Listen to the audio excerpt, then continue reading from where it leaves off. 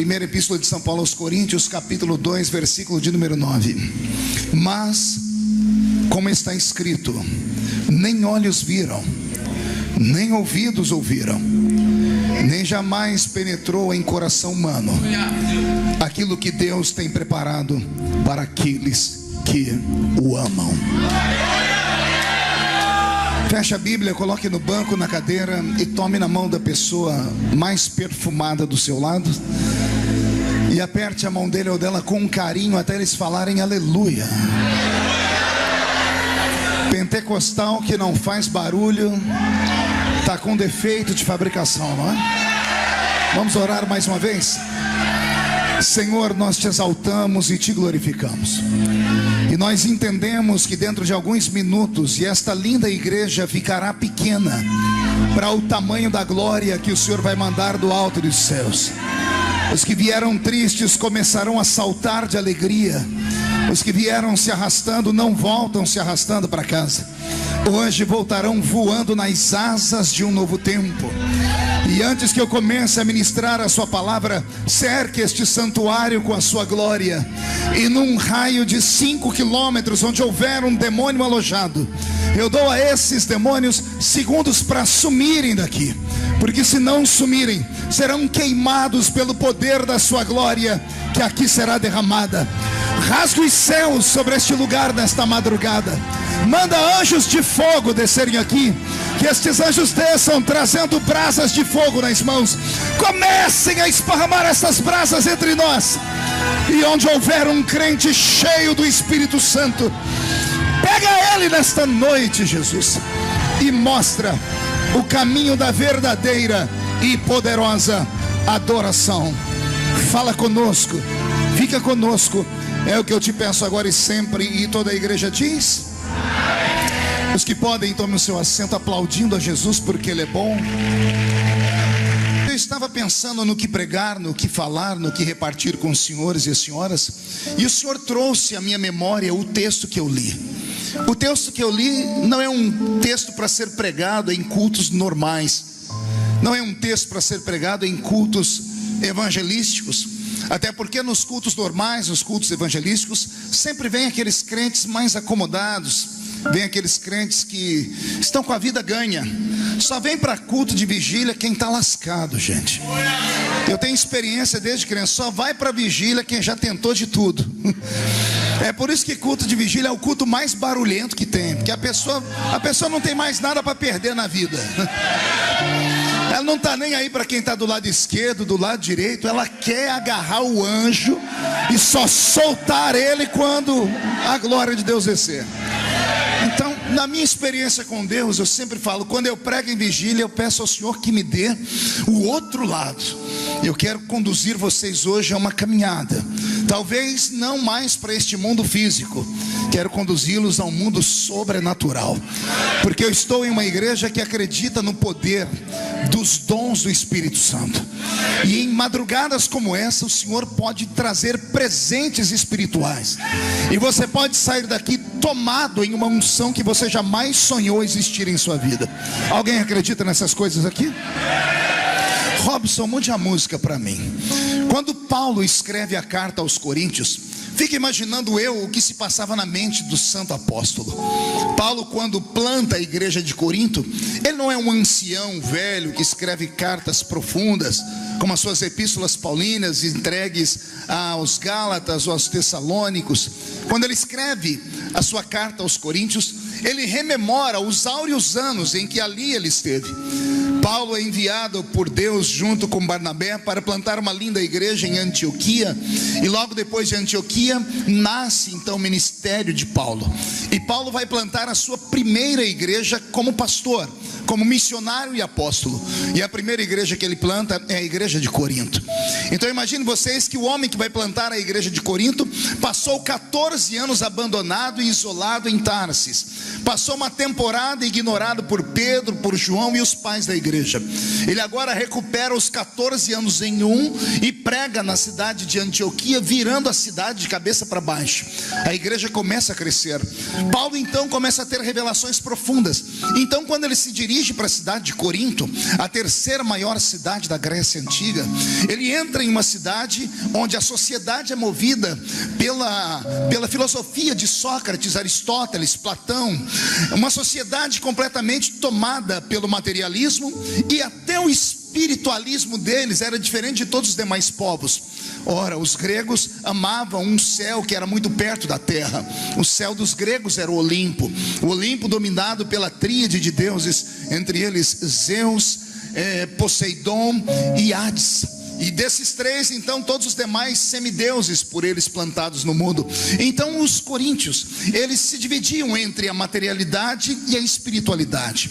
Quando Paulo vai plantar a sua igreja em Corinto, ele está jovem ainda, e ele está cheio do Espírito de Deus. E é para esta igreja que ele começa o ministério carismático. O ministério de Paulo em Corinto é um ministério surreal, é sobre-humano, é sobrenatural. As coisas que aconteceram em Corinto jamais aconteceram em Jerusalém, nem em Antioquia e nem em outras partes mais. Foi só para aquela igreja. Tanto é que quando ele vai escrever uma carta para sintetizar o culto da igreja de Corinto, ele começa a explicar para eles sobre os dons do Espírito, sobre os frutos do Espírito. E então, quando ele revela à igreja o tamanho da apoteose da glória de Deus, aquela igreja deixa de ser uma igreja normal para ser uma igreja sobrenatural. Imagine vocês que para entrar na igreja de Corinto, você não tinha como cultuar sem antes pegar uma senha na porta da igreja. Imagine você, para poder cultuar, ter que pegar uma senha. Pergunte para mim, senha para quê, pastor? Para você saber que horas que você podia profetizar. Porque todos os membros da igreja de Corinto eram profetas. Você não entendeu ainda, eu vou desenhar. Eu disse que todas as pessoas que congregavam em Coríntios eram cheios do Espírito Santo. Vamos imaginar, nós estamos em Corinto agora. Olhe de canto de olho para a esquerda. Esse aí tem o dom de profecia. Olhe da direita. Esse expulsa demônios. Olha o que está atrás. Esse opera com sinais, prodígios e maravilhas. Olha o que está à sua frente. Esse discerne espíritos. Aquele que está lá no fundo cura os enfermos. Aquele que está no outro lado opera com um dom de maravilhas. Imagine você congregar num ambiente onde todos os crentes transpiravam azeite, onde todos os crentes eram possuídos pela glória do Eterno. Esse é o sonho de Deus para o Rio de Janeiro. Esse é o sonho de Deus para a sua vida nesta noite. Então Paulo planta esta igreja e discerne esta igreja, ele desvenda o céu. Mais tarde, quando ele volta a conhecer a igreja de Corinto, ele percebe que a igreja começa a sair daquela fase de igreja menina e começa a se tornar uma igreja madura. E todo ser humano, todo ser vivo, quando sai da fase de menino para adulto, ele acaba perdendo boa parte da sua essência. Ele acaba perdendo boa parte da sua simplicidade, da sua crença. Talvez tenha sido por isso que lá em Apocalipse o Senhor tenha reclamado com uma igreja: tenho contra ti, porém, que deixastes o primeiro amor de lado. Porque o primeiro amor é aquele amor que você ama sem esperar nada em troca. É o amor que te faz subir o monte, que te faz ir às vigílias, buscar a Deus, acreditar, jejuar, orar até abrir o céu. Era você, quando não falava em línguas, orava e pedia e queria falar em línguas todos os dias, até que recebeu o batismo com o Espírito Santo. E aí depois parou no meio do tempo, porque faltou alguém te ensinar o que era o batismo com o Espírito Santo de verdade. Mas quando Paulo ensina a igreja de Corinto, ele dá a ela um norte do céu. O tempo passa, a igreja deixa de ser menina, fica mais madura. Paulo começa a descobrir que o culto de Corinto, dos coríntios, já não era mais o mesmo. E então ele escreve esta carta. E aí no capítulo que eu li, no versículo 9, Paulo diz assim aos coríntios, ele está querendo dizer a seguinte palavra: Deus ama todos da igreja. Só que a todos que estão aí dentro, eu posso dizer que Deus tem um sentimento diferente. Deus gosta de alguns, mas tem uns entre vocês que Ele é apaixonado. Só que quando ele vai revelar aqueles por quem ele é apaixonado, Paulo desequilibra qualquer ser humano normal. Pergunte por quê? Ele segrega um grupo no meio da igreja. Ele diz assim: Deus é apaixonado só por gente maluca. Deus gosta dos normais, mas Deus tem um amor por aqueles que são loucos. Deus gosta dos equilibrados, mas Deus ama aqueles que são da pá virada. Está entendendo mais ou menos isso? Deus gosta dos normais, mas Deus é apaixonado por aqueles que são vibrantes, anormais, barulhentos. Deus é apaixonado por eles. O versículo 9 do capítulo que eu li, num desenho científico, Paulo está dizendo que Deus ama gente esquizofrênica, gente maluca. A esquizofrenia é uma doença mental. Todo ser humano tem a sua psique, e a psique humana, ela é sustentada por um tripé. Toda mente humana, ela é sustentada por 3 perninhas. Quando uma das perninhas tombam, a mente humana se dissolve, a pessoa fica louca. Por exemplo, todo ser humano normal só vê o que todo ser humano normal vê. Quando um ser humano vê o que ninguém está vendo, alguém diz: você precisa ir ou num centro espírita, ou lá naquela igreja, ou você vai para o hospital. Todo ser humano normal só ouve o que todo ser humano normal ouve. Mas quando existe no nosso meio alguém que escuta vozes, alguém diz: ou você vai no centro espírita, ou vai naquela igreja dos crentes, ou você vai para um hospital de loucos. Todo ser humano normal só sente o que todo ser humano normal sente. Está um frio de rachar lá fora, todo mundo de blusa de lã, e tem um de camisa regata, camiseta regata. Alguém diz: gente, interna ele porque ele é louco, porque ele está sentindo diferente de todo mundo. Era para todo mundo estar sentindo frio, mas ele está sentindo calor, e vice-versa. Então toda vez que um ser humano vê o que ninguém vê, ele é esquizofrênico. Quando ele ouve o que ninguém ouve, ele é esquizofrênico. E quando ele sente no sentido contrário, ele é esquizofrênico. E a esquizofrenia é tida como uma patologia horrível. Ninguém quer ficar do lado de um louco.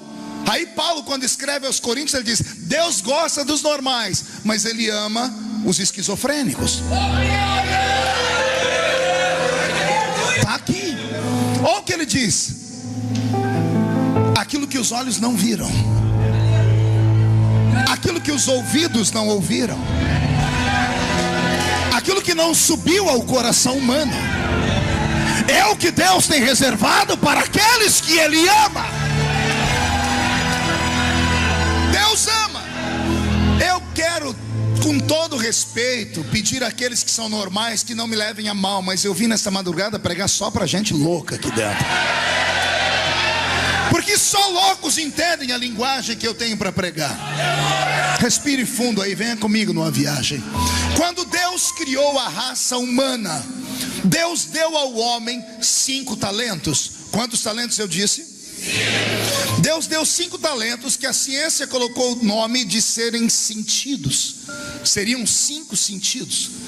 Entenda que estes 5 sentidos Deus não deu a todas as criaturas por Ele criado. Deus não criou só homens, Deus criou anjos e criou animais irracionais.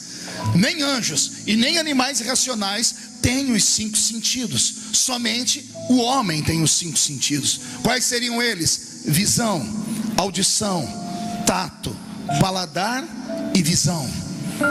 Repetindo: visão, audição, paladar, tato e olfato. Só assim que eu nunca me troco, eu tenho que ir apontando os dedos.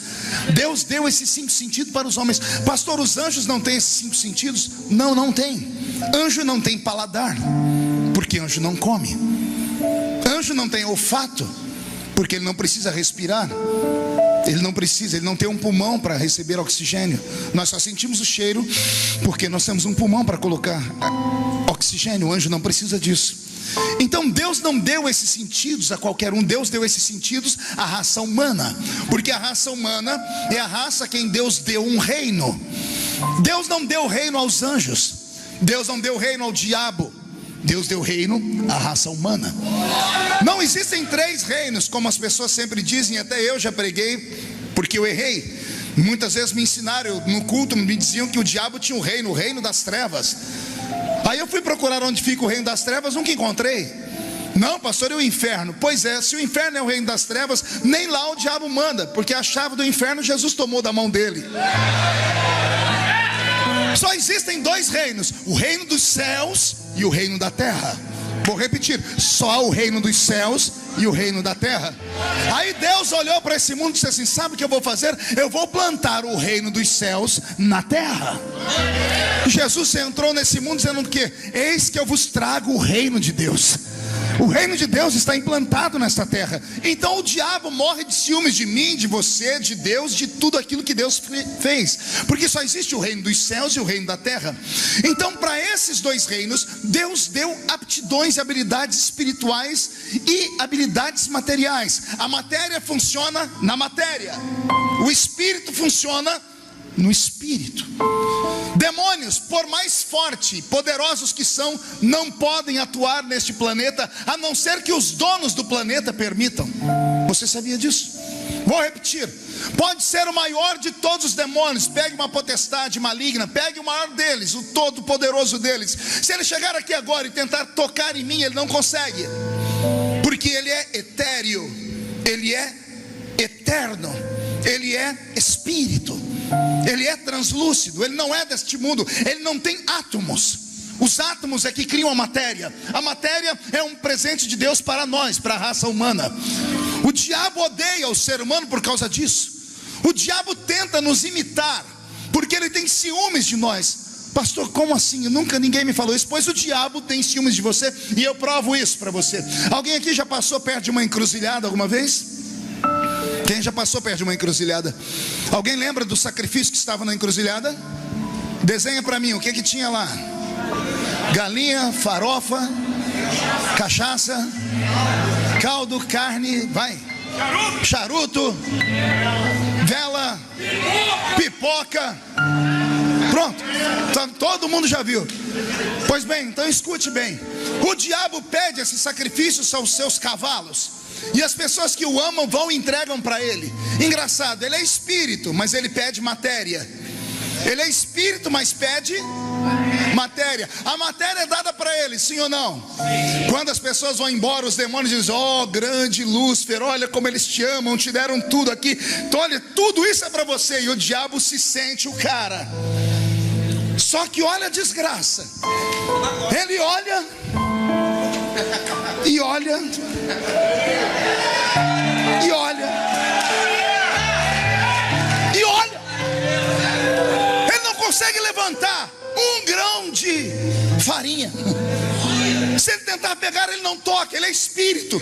E se ele colocar na boca, ele não sente sabor, porque Deus não deu paladar a ele. Ele não sabe o cheiro e o perfume que tem a comida, porque isso Deus deu a mim, deu a você, não deu a ele. Não, você quer virar esse lugar do avesso? Respire fundo aí. O Todo-Poderoso do inferno está olhando o sacrifício com os olhos, lambendo com a testa. Aí de repente chega uma criaturinha desse tamanhozinho assim, uma formiga. A formiga chega no sacrifício dele, ela põe nas costas um grão de farinha e vai embora. E o diabo perde para uma formiga. Mas tem coisa pior, pergunte o quê? Aquele cachorro que ninguém quer, lazarento, rabugento, fedido, cheio de mosquito em cima dele, todo mundo chuta o infeliz. O Todo-Poderoso do inferno olha o diabo chegar perto do sacrifício, o cachorro abocanha o frango, a galinha, pega tudo e leva embora, e o diabo não pode fazer nada. Mas tem coisa pior do que isso, pergunte o quê? Aquele bebum que ninguém dá nada por ele, aquele cracudo que ninguém dá nada por ele, que ninguém consegue fazer nada por ele. Ele chega no sacrifício do diabo, pega o litrão e manda para dentro.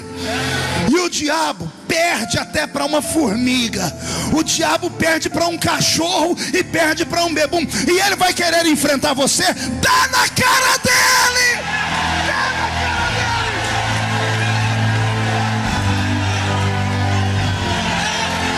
E Aracia Mateia aqui a Mantocue Barabassuri de Candarai.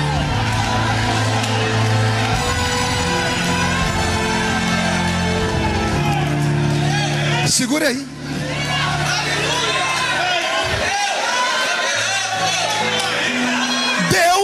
deu ao homem 5 presentes.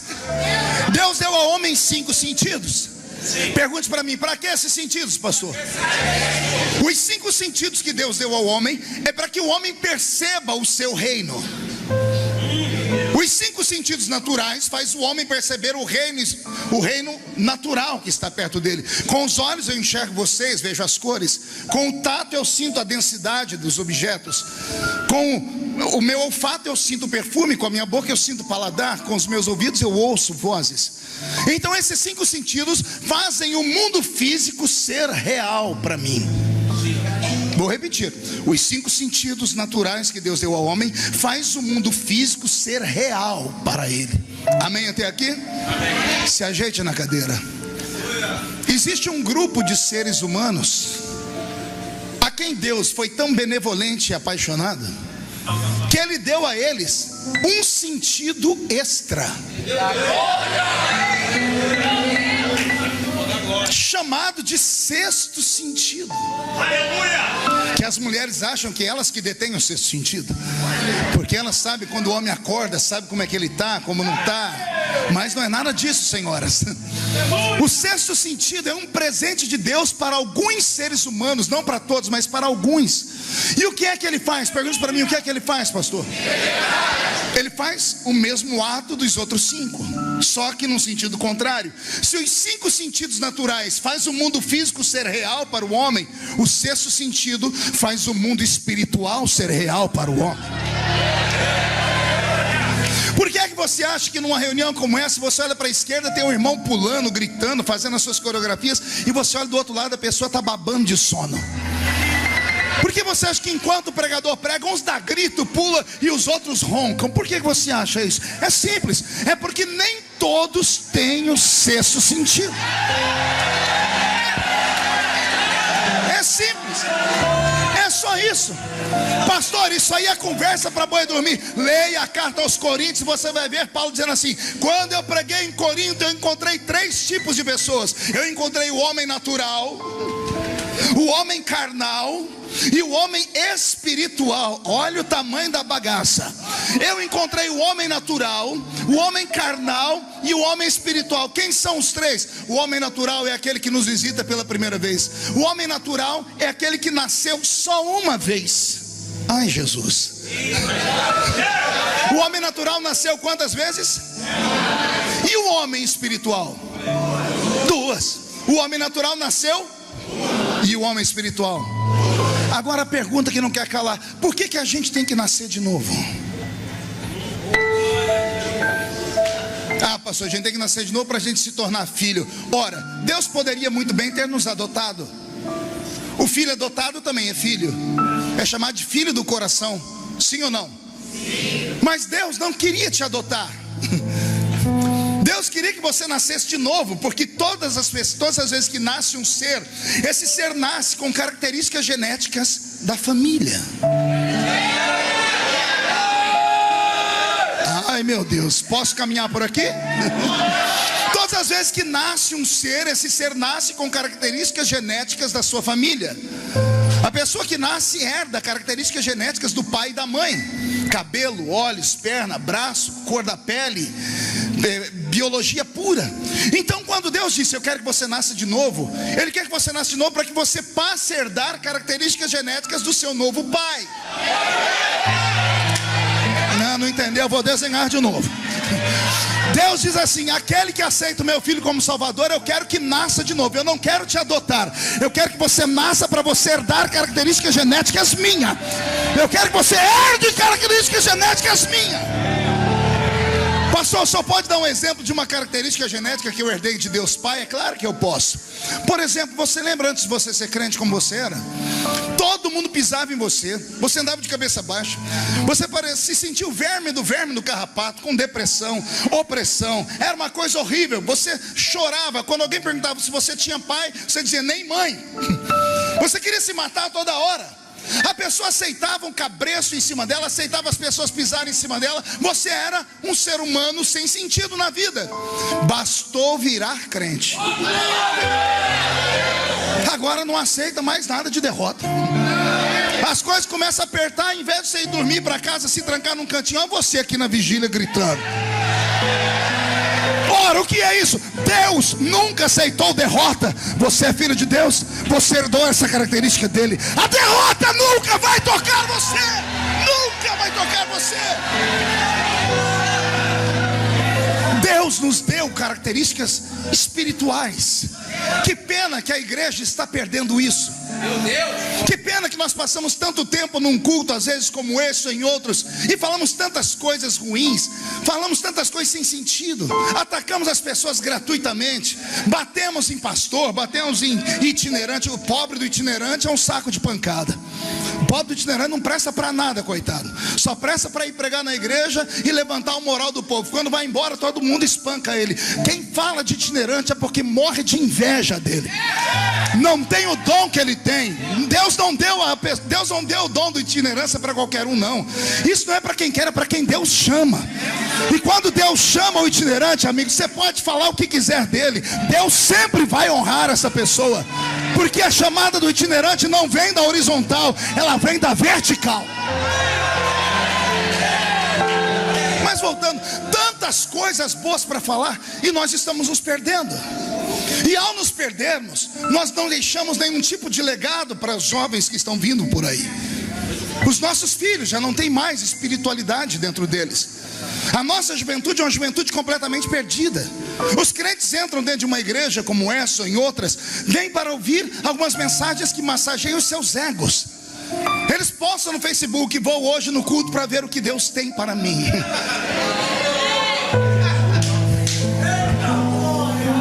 Não aceitam poder, gritos, barulhos, glórias, porque dizem que isso é para gente doida, desequilibrada.